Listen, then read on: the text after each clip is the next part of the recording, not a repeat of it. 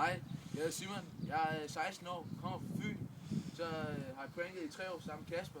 Så er jeg bedre kendt som The Goat. Hej, jeg hedder Kasper. Jeg er 15 år, kommer fra Esbjerg. Pranket i 3 år sammen med The Goat. Jeg er bedre kendt som Ikke Lars. Hey Lars. Hey Lars. Hallo. Har du fået dig en æggemad? Med kras!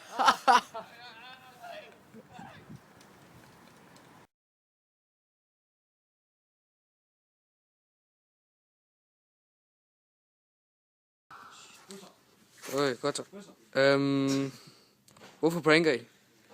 Det er fordi det er sjovt, og så er det blevet en hobby for os derefter. Okay. Hvordan pranker I?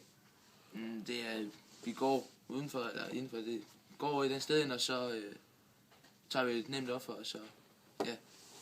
Okay. Men det hedder, hvordan, eller hvem pranker I? Det kan være alle. For eksempel Lars. Jamen, det er jo også et nemt offer. Hvad er pranking?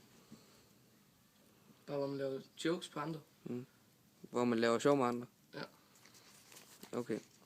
Hvornår startede pranking? Gamle dage. Ja. Ja. Og så var der nogen, der indførte, at det var den 1. april. Netop. Ja, okay. Er pranking et nyt fænomen? Ja, det er det ved det andet sted. Det, Altså, er det noget, man gjorde i gamle dage? Eller er det noget, man gør dagen i dag? Noget man gør dagen i dag. I gamle dage, jeg tror ikke, at det var sådan, at man jokede så meget igen. Nej, der fik man bare skåret en hånd af. Ja, simpelthen. Der tog man det helt seriøst. Okay. Penge. Ja. Så kommer jeg med sidste spørgsmål her. Hvordan fik I jeres kælenavn?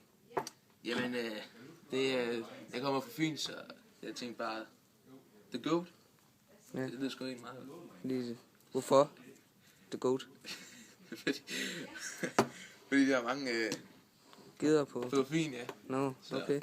Ja, Hvorfor, nogen, der siger, så. Hvorfor har du så fået dit? Der var noget, der rimede, synes jeg. Jeg ved det ikke helt. Vi skulle finde på et eller andet. Ja, så det blev The Goat og The Cheap? Yep. Nå. Jamen, det var bare lige det. Nå.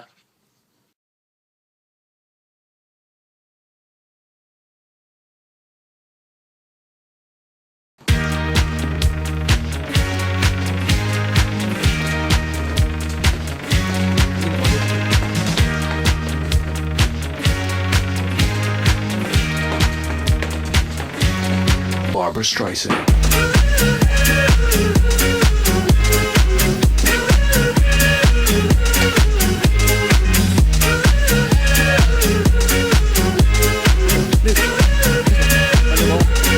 Barbra Streisand.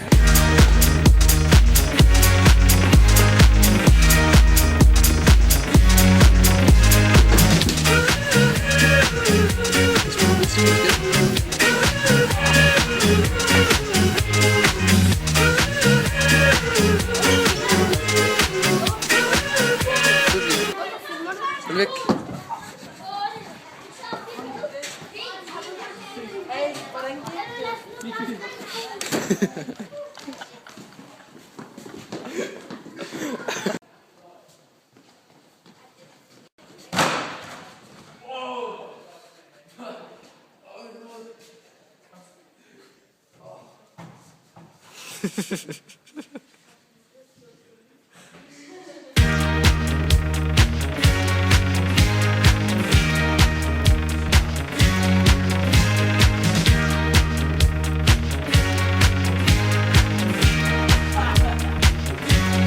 Barbra Streisand.